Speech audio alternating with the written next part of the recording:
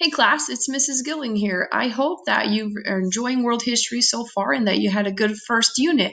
I'm here today to help us move right into our second unit and start working on our rough drafts. Before we do that, here is a joke I wanted to share with you. You ready for it? Our joke of the unit. Why was the pharaoh boastful? Because he thinks he's the best. I know that was a pretty corny one, but I thought it was pretty funny. I'm all about the puns, and so there you go. Why is the pharaoh boastful? Because he's Sphinx. This is the Sphinx. If you didn't know that, he's Sphinx. He's the best. Well, if you like the joke, you get it right in essay. And if you didn't like the joke, you still get it right in essay. So let's move on and learn more about what we are going to do for our rough draft here. So first of all, we talked a little bit in our last assignment about our prompt, but I wanted to just reintroduce it to you to make sure it's fresh in your mind. So here's our prompt for our writing assignment. First, the agricultural revolution is one of the most impactful events in human history. The purpose of this writing project is to analyze and discuss the impact the agricultural revolution on human society, including the formation and development of permanent settlements and technological advancements, government and laws, religion and culture. Use specific examples from ancient civilizations, for example, ancient Egypt, Nubia, Babylon, Greece, Rome, to support your discussion. Your writing project will need to be 5 paragraphs long, including your introduction and summary, and include a minimum of 3 sources. So I want to give you kind of an idea of what this essay is going to look like. Sometimes you get a prompt and you go, whoa, that's a lot of work. I don't know what to do. I really think once you see kind of a breakdown of how the essay is going to look, you'll walk away going, okay, I can do this. I can definitely handle this essay.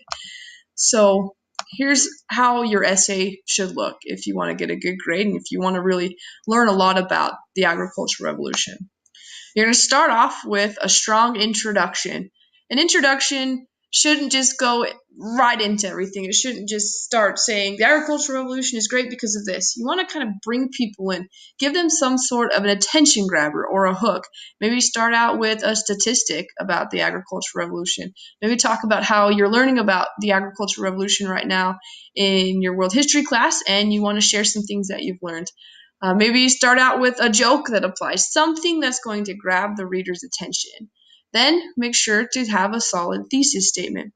The thesis statement is pretty much one sentence that is the main point of your whole essay. So for instance, a good thesis statement here would be that the agricultural revolution had a huge impact on society today.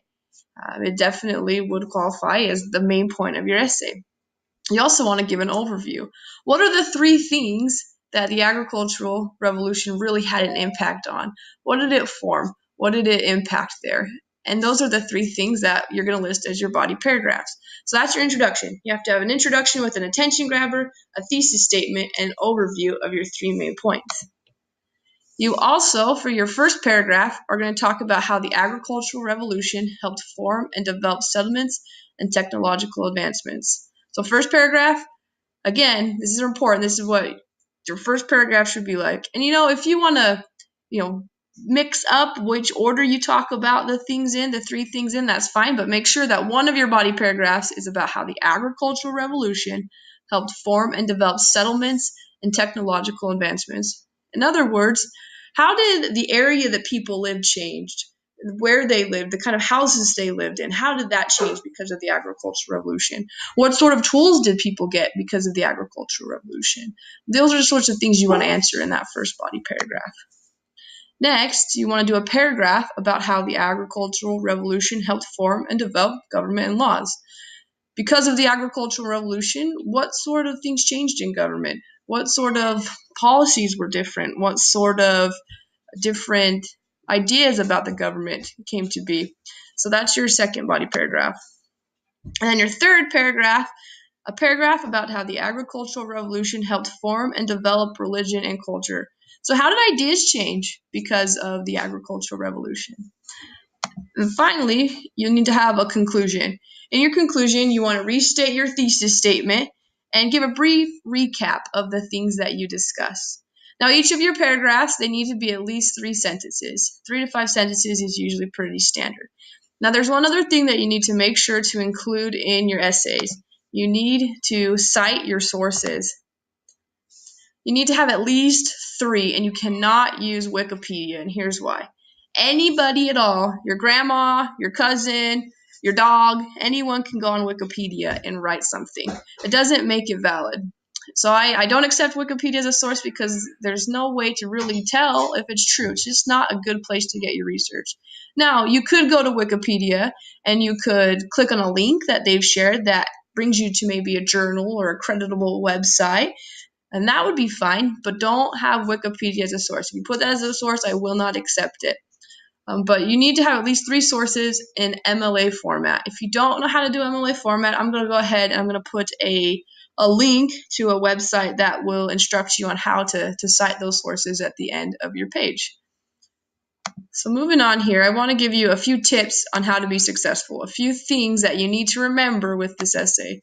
Number 1, use specific examples from ancient civilizations to support your discussion. If you don't give examples, then you don't really have any proof or any backing to what you're talking about. So make Google your friend. Go on Google and say, Google, how did the ancient Egyptians shape technology? How did Nubia shape technology? How were laws changed because of the agricultural revolution? But make sure to pull in those examples from the ancient civilizations. I want you to have at least 1 example per body paragraph from an ancient civilization. At least 1. It's better to have more, but if you have at least 1 to back up your points, then it's going to be a much stronger essay. So bring in those things that you've researched and that you've learned in the course to support what you're saying. So that's what we just went over, having that 1 specific example at least per body paragraph. And so you start off by saying, just an example, here's something that I researched. I went on Google and I said, how did ancient Egyptians shape the agricultural revolution? How did that create new technologies? And one of the things that I learned was that the oxen-pulled plow was invented by them because of that, because they needed a way to quickly plant their crops and to work their fields. And so I could say in one of my body paragraphs that the agricultural revolution helped change technology, that we were able to have better farming equipment, and that the Egyptians were able to make this great invention to help them with their fields. And that would give that paragraph a much better support system, a much better backing, more evidence. A reader would say, oh yeah, they know what they're talking about. That makes sense. So at least 1 specific example per body paragraph. Remember to turn in a complete rough draft with 5 paragraphs to get credit. If you don't turn in 5 paragraphs for your rough draft, you don't get any points at all. So it's really, at the end of the day, an easy 10% on these assignments for your rough drafts to get the points. As long as you've got your 5 as long as you have your 5 paragraphs there, you're going to get credit. But if you only have 4, no credit. Now I'll let you turn it in again with the paragraphs in there, but it's all or nothing points. I will give you a lot of feedback on these rough drafts so that you can make changes in your final draft. So hopefully it's awesome and you all get A's on it. That's what I'm hoping for. But even on that final draft, I will allow 3 attempts there to get the score you're looking for, to make sure you're learning. So make sure to turn in 5 complete paragraphs for your rough draft to get credit. And last but not least, I want you, now that you've watched this video and you've learned a little bit more about your essay assignment and the requirements, what you need to do, please go to our Google Classroom and complete the video assignment. It helps me know that you actually watched this video, that you understand the project requirements, and you get 5% in the class just for turning these in. So pretty sweet, almost free points for you. If you have any questions or confused still about this assignment, don't worry. Send me an email, call me, come to my live office hours. They're on Wednesdays at 7 o'clock in the morning till 8. I'm more than willing to help you there as well. But just let me know, and I can give you some more guidance and help.